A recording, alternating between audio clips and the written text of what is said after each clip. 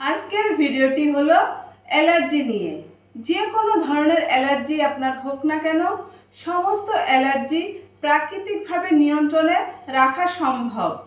সবার প্রথমে জেনে নিই অ্যালার্জি কী। অ্যালার্জি হলো আমাদের প্রতিরক্ষা তন্ত্র অর্থাৎ ইমিউনি সিস্টেমের পার্শ্ব প্রতিক্রিয়া অথবা কোনো অ্যান্টিজেন আমাদের প্রাকৃতিক কোনো দ্রব্যের উপরে তার অধিক ক্রিয়াশীল হওয়া, এটাই হলো অ্যালার্জি। অ্যান্টিজেনটা কি? অ্যান্টিজেনটা হলো শরীরের বিষাক্ত পদার্থ।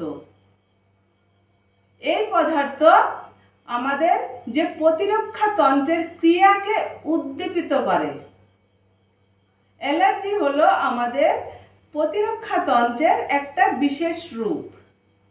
বিভিন্ন দ্রব্য থেকে অ্যালার্জি হতে পারে, যেমন মাছ, মাংস, ডিম, পুঁইশাক, কুমড়ো, দুধ, ধুলোবালি, আরও বিভিন্ন জিনিস থেকে আপনার অ্যালার্জি হতে পারে।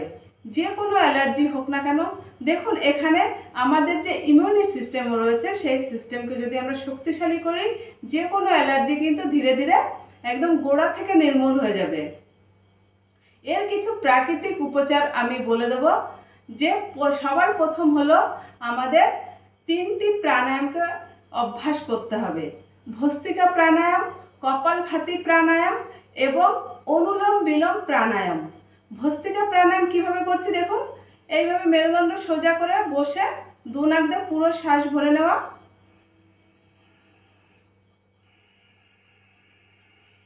পুরো শ্বাস ছেড়ে দেওয়া, এটা হলো ভস্ত্রিকা প্রাণায়াম। এই প্রাণায়ামটি প্রতিদিন রুটিনে 10 মিনিট করে রাখবেন। এবার রয়েছে কপালভাতি প্রাণায়াম। কপালভাতি প্রাণায়াম কিভাবে করছি দেখুন।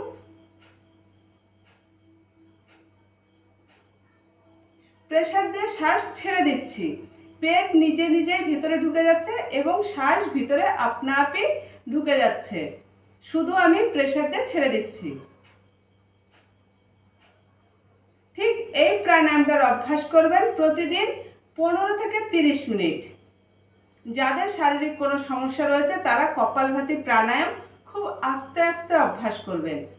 তারপর তৃতীয় প্রাণায়ামটি রয়েছে অনুলোম বিলোম প্রাণায়াম। দেখুন কিভাবে করবেন। নাকের ডান সাইড বন্ধ করে দিলাম, বাঁ সাইড দিয়ে ধীরে ধীরে শ্বাস নিয়ে নিলাম। এবার বাঁ সাইড বন্ধ করে দিয়ে ডান সাইড দিয়ে ছেড়ে দেবো। আবার ডান সাইড দিয়ে শ্বাস নিয়ে নেব, বাঁ সাইড দিয়ে ছেড়ে দেব। আমি শুরু করলাম ডান সাইড বন্ধ করে দিয়ে বাঁ সাইড দিয়ে শ্বাস নিয়ে শুরু করলাম এবং ডান সাইডের নাকে বন্ধ করে দিয়ে বাঁ সাইড দিয়ে ছেড়ে দিয়ে শেষ করে দেবো। এইভাবে এই প্রাণায়ামটির অভ্যাস করব 15 থেকে 30 মিনিট প্রতিদিন। তারপর রয়েছে যাদের শ্বাসজনিত অ্যালার্জির কারণে শ্বাসজনিত সমস্যা হচ্ছে, যেমন আস্তমা, ব্রঙ্কাইটিস, আরও যদি কোনো সমস্যা থাকে তাহলে 50 গ্রাম কি করবেন মিশ্রি, 20 গ্রাম গোলমরিচ আর 100 গ্রাম আলমন্ড অয়েল, বাদাম, এই তিনটেকে একসঙ্গে পাউডার করে নেবেন। পাউডার করে নিয়ে রোজ রাত্রে 1 চামচ করে দুধের সঙ্গে মিলিয়ে খাবেন। এতে দেখবেন কিছুদিনের মধ্যে আপনার অ্যালার্জির সমস্যা ধীরে ধীরে কমে যাবে। তারপর আরেকটা রয়েছে গুলঞ্চ বা হিন্দিতে গিলই বলে। এই গিলই যদি আপনি এতটা পরিমাণ নিয়ে তার গায়ের কাটা ছাড়িয়ে কুটে যদি আপনি গ্লাসের ভিতর ভিজিয়ে রাখেন, সকালে সেই জলটা খান, এতেও আপনার কাজ হবে। আর যদি আপনি কুটে একইভাবে কুটে যদি জল দিয়ে ফুটিয়ে খান, সেটাতেও কাজ হবে কাড়া বানিয়ে। এটা যদি আপনি নিয়মিত কিছুদিন খান, এতেও আপনার অ্যালার্জির সমস্যা দূর হবে। সেই সাথে আপনাকে কপালভাতি প্রাণায়ামটা করতে হবে। তারপর রয়েছে অ্যাকুপ্রেশার পয়েন্ট। এবার অ্যাকুপ্রেশার পয়েন্টে কি রয়েছে দেখুন। সবার প্রথমে একটি পয়েন্ট দেখাবো। এই যে আমাদের নাকের এই নিচে ঠোঁটের উপরে এই মাঝখানটায় আমরা কি করব, এইভাবে চেপে ধরবো। চেপে ধরে জিভ একটু বাইরে বের করে দেবো, দিয়ে দাঁত দিয়ে চেপে ধরবো জিভকে, আর হাত দিয়ে এখানে চেপে ধরবো। এইভাবে যদি আপনি নিয়মিত প্রতিদিন 10 মিনিট করে ধরে রাখতে পারেন, দেখবেন কিছুদিনের মধ্যে আপনার যে অ্যালার্জির সমস্যা রয়েছে সেই সমস্যা দূর হয়ে যাবে। অ্যালার্জি দেখুন কোথাও একটি নির্দিষ্ট স্থানে হয় কিংবা কখনো কখনো আমাদের পুরো শরীরে প্রভাব ফেলে। এবার যে কোনো অ্যালার্জি হোক না কেন, যে কোনো জায়গায় প্রভাব পড়ুক না কেন, আমরা এইভাবে তাকে নিয়ন্ত্রণে রাখতে পারি। আরও কিছু অ্যাকুপ্রেশার পয়েন্ট রয়েছে, সেই পয়েন্টগুলি দেখে নিন।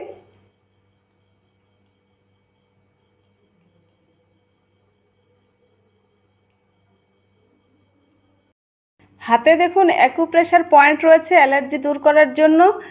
প্রথম পয়েন্টটি রয়েছে দেখুন এই তর্জনী আঙুলের সোজা, এই যে দেখুন এই যে রেখা রয়েছে, রেখাটার পাশে এখানটায় আপনি এইভাবে প্রেসার করবেন, 3 সেকেন্ড রাখবেন, প্রেসার হালকা করে দেবেন, আবার প্রেসার করবেন।